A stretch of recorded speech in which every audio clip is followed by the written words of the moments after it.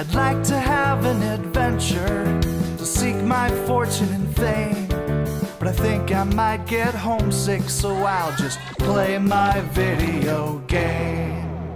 I'd like to be in the circus, with lions and tigers to tame. But it seems like too much work, so I'll just play my video game.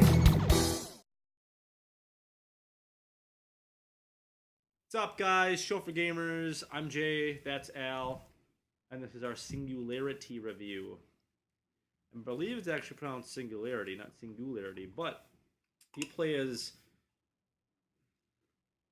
I want to know something. Why would a company expect me to remember a character's name when the character has one line? And it's like, no, duh. Yeah. You don't talk in the game.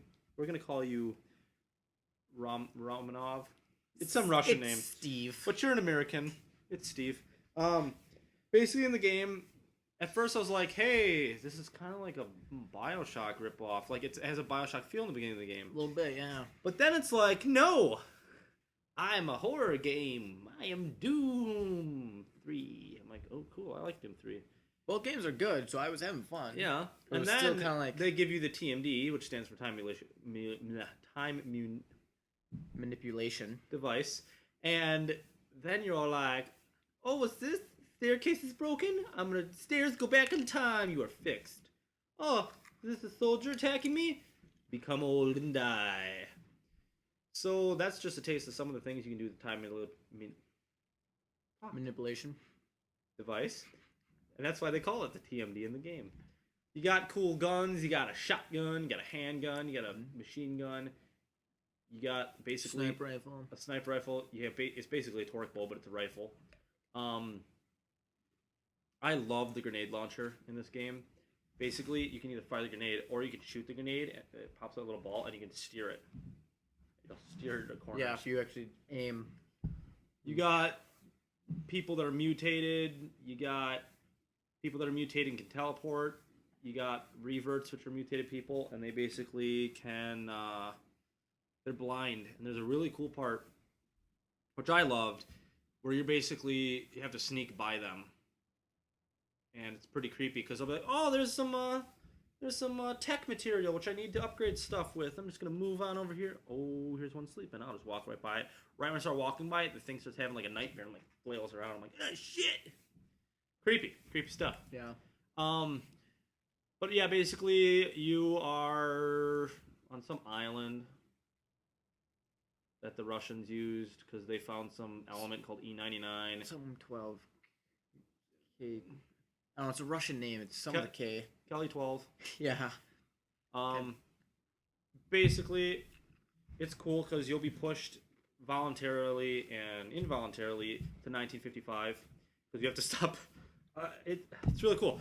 See, basically, they took E99 and something bad happened. A bunch of people got mutated. It's mutated plant life, blah, blah, blah. But a lot of the weapons, your time device, it all works off E99. And what's really sweet, though, is it puts you back to 1955, where you have to stop Biff from getting the almanac.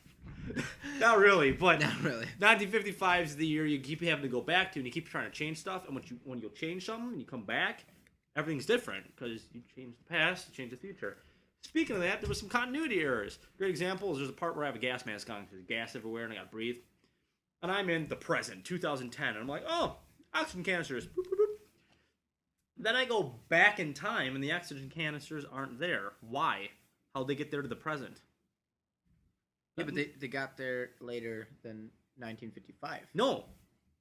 Because I went back right at the moment of the disaster. So That's that disaster true. point from that on. Yeah, 1955 was when it all went down. Yeah, so I go back to the anything disaster from point, and the then guys until now. like, F it and leave, and they leave, and they ditch the guy that was the dead body in the room that I walked in. So where the F for the oxygen containers in that room? Little continuity stuff like that don't make sense. But otherwise, the story fits together pretty good until the end, and it doesn't make much sense. Like, the character's like, you did that already. I'm like, what? I know, then why the fuck, how did this work? How are you here? They didn't explain something, and you'll be like, that makes no sense. But there's 3 endings, and it's all based upon decisions, and the endings are sweet. And one of the endings you might not think of doing, but I thought of doing because I'm a dick. There's 2 online modes. There's basically one where you have to pick up beacons, and you play as the humans, push forward against the mutated, try to get the beacons, whatever. The other guys will defend it. The other one is creature versus human. One team's creatures, one team's humans. You fight, then you switch. That's cool. You get to play as the tick. It's basically a ticker. It's sweet, and you can basically take over the enemy's player. So you jump on their face, and depending upon their health, let's say they have full health, well, you have to drain their entire health before you get inside their head. But if they have very little health, it's like drain, boom, you're in them, and you're controlling them. I can't remember what they're called. I think they're called radons. They're like these big like plant things that shoot beams. Good for defense. You got the reverts, which are the blind dudes. You can puke on stuff to heal them. You can puke on enemies to hurt them. You can shoot proximity mines. The Zeks are the teleporting motherfuckers, and they can turn invisible. And then the F was the other one. I think that's it for the human side, or the creature side. And then the human side, you got medic, teleporter / sniper, like big dude that's really good against melee attacks, and forget one. Either way, pretty good balance. But what sucks is there's quite a few maps, but there's not a lot of there's 2 modes. It's like boring. People are playing it right now, but I don't know, buddies. We need some more modes. It kind of feels tacked on, but then it doesn't feel tacked on because it's so balanced out. And speaking of polished, this is published by Activision, but made by Raven. And Raven, you guys are impressing me. Check out Raven; they're a good publisher. But lately, Activision, you guys are a big company. Give them some money. Yeah. There were certain things like I can't see my hands when I'm climbing up a ladder. Little stuff like that just kind of bugs us a lot, you know. Walking past a projector and having me not interrupt the picture. Yeah. Little shit like that. Just throw those in there, you know. Give them a little extra money so they can tweak some of that stuff. Al hated that he couldn't break stuff with his knife. I'm sitting there like there's a bottle and knife, and there's little glass come off it. Just totally fine. Sitting there for a half hour. Jay's watching me play. I'm like, I'm breaking this thing. Breaking it. It's sweet. It's a sweet game. Totally play it. Some people, I would even go so far that, they'd buy it.